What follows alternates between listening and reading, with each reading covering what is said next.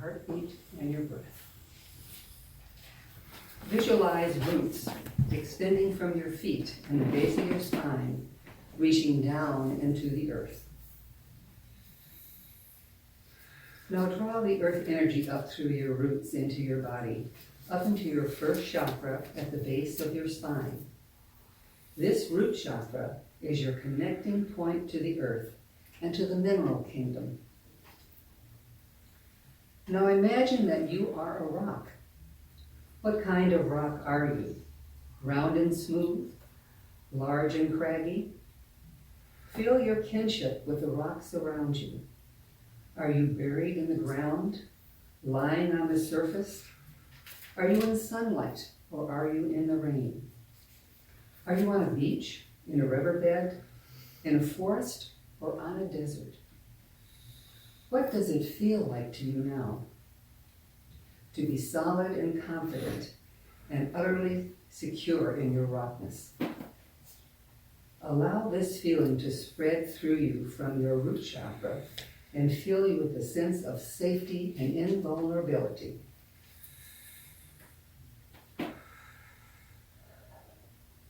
When you are ready, let the earth energy rise up into the second chakra, the chakra of creativity. It is the access point to your body, to the plant and vegetable kingdom, the place where you interact with nature spirits who care for all growing things. Now focus the earth energy in through your pelvis and begin to feel your own vegetable nature. Are you a tree, a plant, a flower? Or are you a single blade of grass or a shift of wheat? Feel the sun on your plant body. Feel the wind. Feel the rain and the passing of the seasons. Feel how fruitful you are, how luxuriant and fertile. Now experience the rivers of creativity that run through you quite naturally.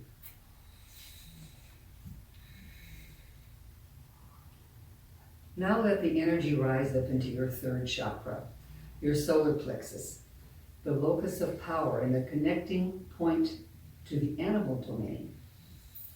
As the earth energy flows into this area, ask yourself, what kind of animal am I? Are you large or small, gentle or wild? Are you a creature of the waters, the land, or the sky? What does your animal tell you about yourself? Allow your animal nature to spread out into your entire body and become your animal self. Claim your ancient animal wisdom. Like a fountain, the earth energy shoots up into your heart chakra, the center of unconditional love and the special province of humanity within you. Move into the energy of your heart and feel deeply the sense of your own humanness, your loving nature, your frailties, your dreams, and your failures. Come into compassion for yourself, into loving acceptance. Remember all the people who have loved you and whom you have loved. As the earth energy continues to rise, it flows into your high heart or thymus chakra. This chakra is newly awakened in all of humanity. It is a center of global connection and brotherhood, of peace and community. Feel how the vibrations from this place within you connect you with all of humanity. You are a part of it all, never alone, always in harmony with the deepest and highest needs of our species. Moving up, the earth energy fills your next chakra, which is your throat and ears. Relax your jaw and open your inner ears. This is the point of access to our angels. Visualize an upside-down triangle connecting your ears and your throat, and let this area fill with good, grounding earth energy. And extend a loving greeting to your angels, and listen. If images or feelings come to you, thank your angel for reaching out to you. Now let the energy move up to your third eye, connecting you with the realm of the archangels. You can draw their love and power in through you, through your third eye, which will fill your entire body. Be open to receiving whatever the archangels have for you now.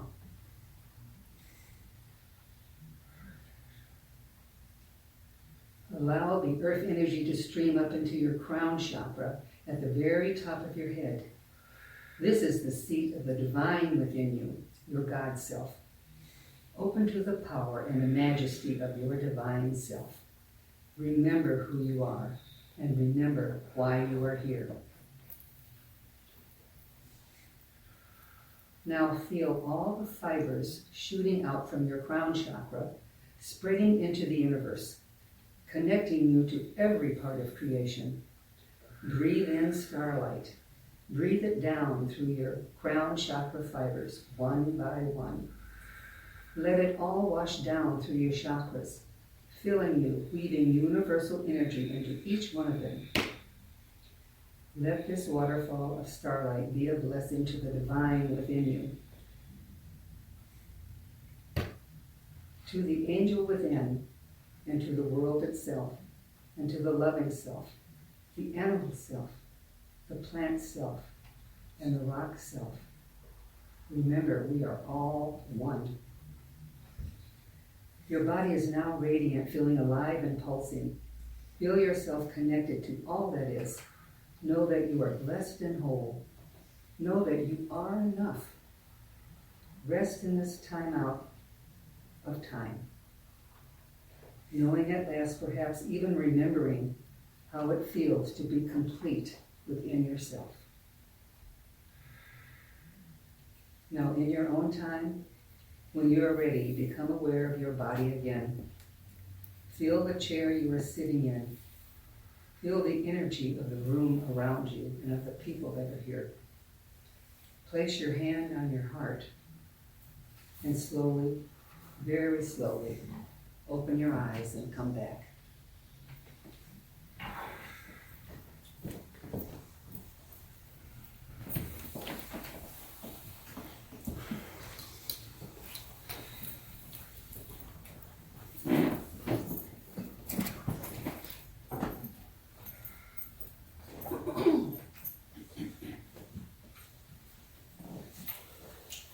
That's beautiful. I've never been a rock before. That was fun. Thanks. Oh, okay. Now we're all glowing. That's nice.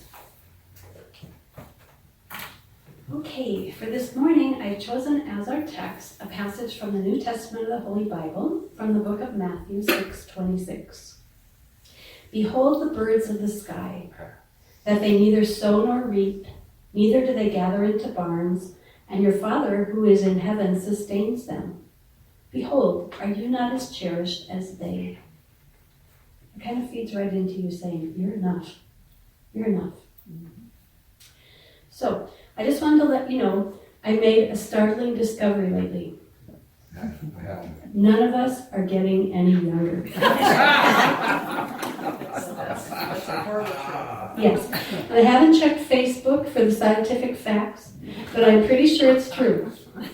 Except for maybe that cult of golden oldies people who inject stem cells every 30 days in the hope of living to be 150. Maybe they're getting younger, I don't know. But generally speaking, none of us are getting any younger. Although my data may be skewed by coming to this conclusion while out for early bird dinner with my friends at 4 o'clock in the afternoon. As evidence, I'll present what we talked about at our 4 o'clock early bird dinner. We talked about number 1, our digestion. Number 2, what an MRI feels like.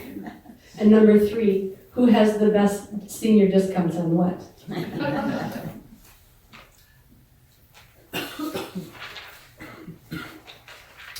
Are you aware that Animal Allies has a grant-funded program called Pets for the Elderly, and they'll give you a discount on your pet adoption if you're over 60?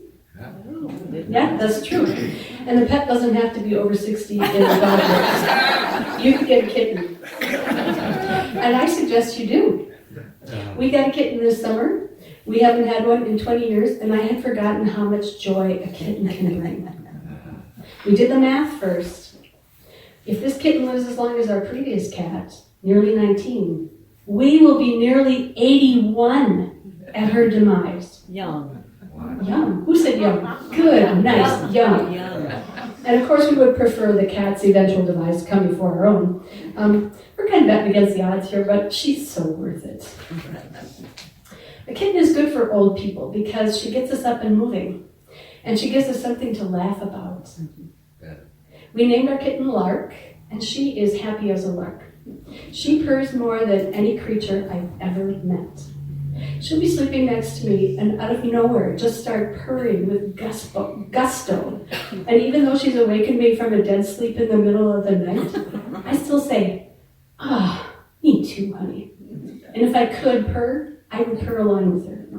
And I say, yes, my sweet Larky, we are so fortunate to have this warm, cozy, safe place to sleep and someone sweet to cuddle up next to.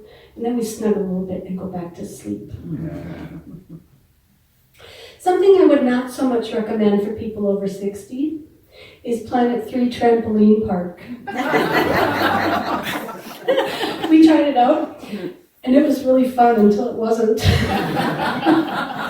3 of the 4 of us sustained some type of injury or discomfort, and the 4th was really creeped out by how many germs must be all over that place. You should have known that the trampoline park probably wasn't for us because they don't even offer a senior discount. And unyouthful indiscretions, well, correcting those is what Cheryl Larson is all about. Cheryl Larson, the osteopath. But kittens and trampolines aside, getting older, as they say, is not for sissies. We watched our loved ones age, and it's not necessarily as fun as the cellular one ads make it look.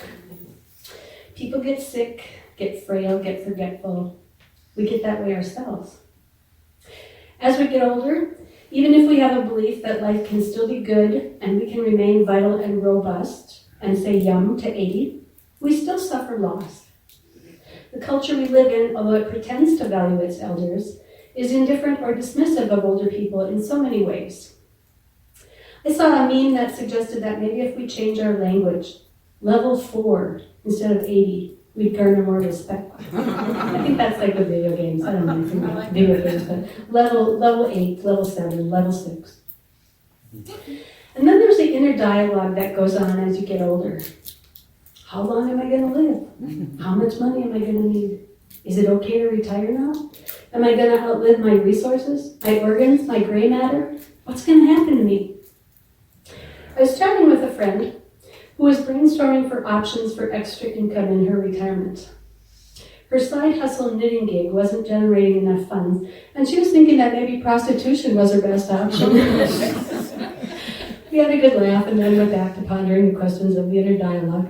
How long am I going to live? How much money am I going to need? What's going to happen to me? Who's going to take care of me if I can't take care of myself? Sometimes I can set aside this type of thinking if I'm involved in nature appreciation. Most mornings before work, I go for a walk by the lake. I just put one foot in front of another and I bribe myself with a nice cup of coffee. I try to use the time to organically appreciate everything we are given for absolute free and often take for granted. I pay attention to the big, beautiful lake and to the breath going in and out of my lungs and to the birds and to the quiet. I was scuffling along through some beautiful maple leaves, and I heard in my head, "These are my leaves, shed for you." And I drifted back to all those boring Lutheran church services I had to sit through as a kid. And I decided to revise the liturgy for my own purpose. Take, appreciate. This is my sunrise given for you. Take, scuffle. These are my leaves, shed for you and for many. Do this in remembrance of me. And never mind all that sin stuff. Just try to be a decent human being. Amen. I I'm sure my mother would be impressed that I remember any of that at all. I think of her with fondness and sadness and longing. I miss my mom. That's the other thing about getting older. People die. We're all going to die. Here's some dying advice from our teacher in Montreal, Marilyn Mosner, who seems to visit the afterlife regularly. She's back and forth. She says, after death, go as high as you can. You can always come back to lower levels to visit, but the momentum of your death carries you to the level where you belong. So don't dawdle or sightsee along the ridge. I guess that's what she says. I don't know if that's true, but that's what she says. Just go as high as you can go. Okay, so I'm going to turn to Bamiado. We already have November, the darkest, least sunniest month for the whole year to do that for us. And I'm getting closer to the message here. Many smart people tell us that the only time we have is right now. Right now, this moment, right now. And I know this to be true from the time spent snuggling with my kitten. So why do we even worry about things? I heard a TED Talk that in Mandarin Chinese and Finnish languages, they have no future tense. So when people speak those languages, they're always in the right now. It can't be in the future tense, because there isn't one. And the TED Talk person was talking about this because he was saying why people in other countries, it's easier for them to save money than for people in English-speaking or the kind of languages that have a future tense kind of countries. But I just thought it was interesting that if you learn one of those languages, you could be in the now all the time through your language.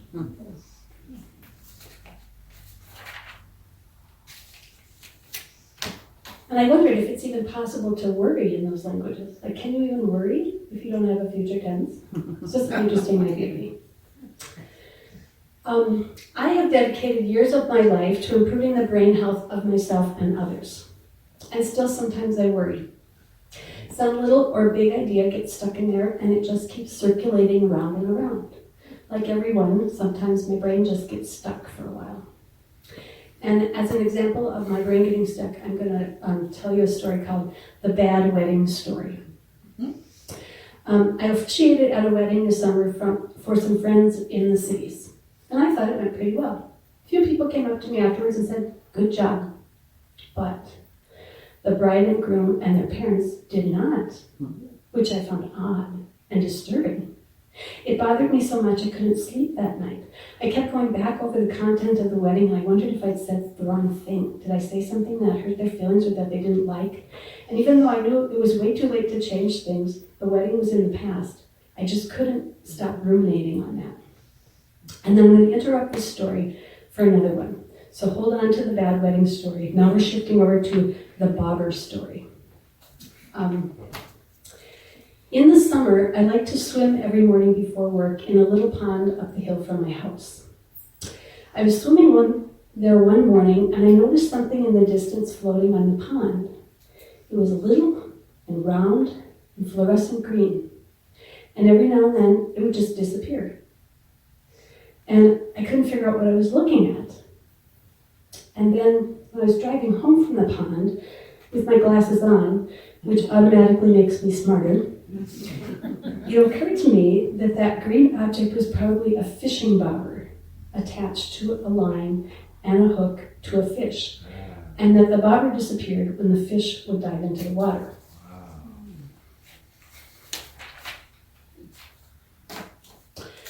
Either it was that, or it was a tiny little alien looking for a leader. Good luck with that. The next day I was swimming again, and I saw the bobber again. And this time it was close to shore, not out in the weeds where I couldn't get at it. So I swam over, and indeed it was a bobber, connected to a line and a hook and a tiny little fish. And my barely awake morning brain started problem solving. I could swim back across the pond, get the Swiss Army knife out of my glove box, swim back across and cut it loose. Then I thought, well, where's it going to be by the time I get back? And then I thought, I know, I could grab that bobber and drag it across the pond to the side where my car was parked. Oh, wait, there's a fish on a line with a hook in its mouth on the other end of the bobber. That's not a good idea. Then some ancient part of my brain that I haven't used in like 50 years since I used to go fishing with my dad and my Uncle Ed said, release the bobber. People who are fisher, people who know how to fish, you know this, right? You just take the bobber, you press on the top, you pull it away, and the line releases. And I was just so amazed with myself that after not having gone fishing in 50 years, that would even occur to me. So that's what I did. I pressed it, let it go, and the little fish just swam away. And of course, it still had the hook and the line, but at least it had a fighting chance. It wasn't dragging that bob around with it. So I went home and I told Rose my heroic deed, and she said, "Why didn't you just grab the fish and take the hook out of its mouth?" And my reply was, well, number one, I didn't have my glasses on, which is apparently needed for clearer vision, higher IQ, and eye protection. And number two, I'm not you. I don't have a skill set for removing a hook from a fish's mouth. So I perseverated on that throughout the day and finally concluded that I'd done the best I could, which maybe wasn't good enough, but was better than I thought I could do. So I let it go. And then that bobber became sort of a symbol to me of anytime something's stuck in there, let it go. You could just push that bobber button and let it go.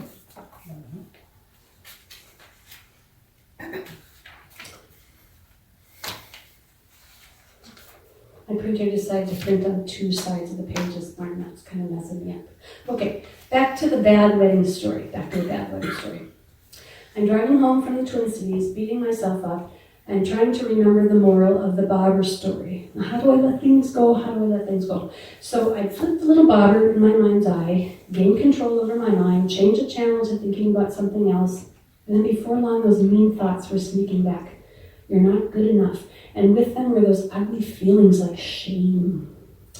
And then I was just tired. I was tired because this has kind of been going on all night, interrupting my sleep. And so I pulled off the highway in search of coffee. And this was not a place where I had ever pulled over before. And the coffee shop was not right on the interstate like it should be. I had to drive into the town a little bit. And then as I was driving to the coffee shop, there was this house, and on the lawn for lawn ornaments, they had a giant fishing pole. It was 10 feet long, no kidding, and a giant bobber. So I'm like, okay, God, I got it. Let it go. Let it go.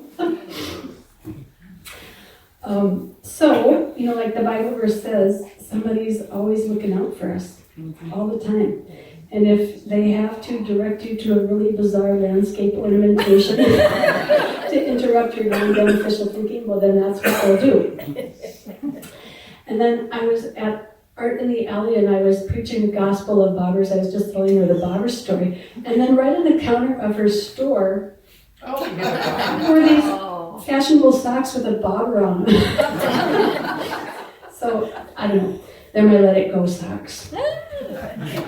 And then I always find that, if you have something that works, the little bobber, the Let It Go, the symbol, the metaphor, the whole thing, and then you can add a funny story, it will stick and increase everything exponentially if you can add a funny story. So even though I probably shouldn't, I'm going to tell you another story. This one is called The Tainted Toothbrush Story. And because it's an absolutely true story, I will change all the names, locations, and dates to protect the guilty. Once upon a time, a man knocked his wife's toothbrush into the toilet, where he had recently defecated.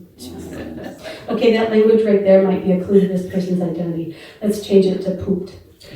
Once upon a time, a man knocked his wife's toothbrush into the toilet, where he had recently pooped. He removed the toothbrush from the toilet and set it on the windowsill, intending to take care of it after he showered. Well, he forgot.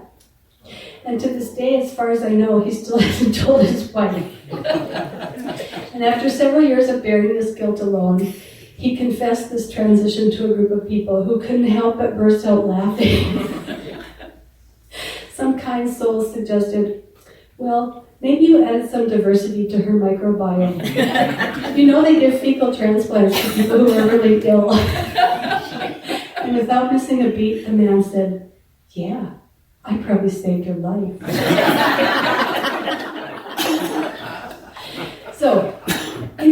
conclusion, if you find yourself worrying about aging, or anything really, here's a formula, yours for the taking. Think of a bobber, release the worry to a higher power, and immediately tell yourself a silly story. Or you could learn Chinese or Finnish. Or you could scuffle through some leaves in appreciation. Or you could just get a kitten and cuddle it. And if this was the musical version of this sermon, this is the point where Doris Day would lead us in a rousing chorus of Que Sera, Sera. And since we know who that is, and we know the words to that song, it's just more proof of my initial theory that none of us is getting any younger. Thank you.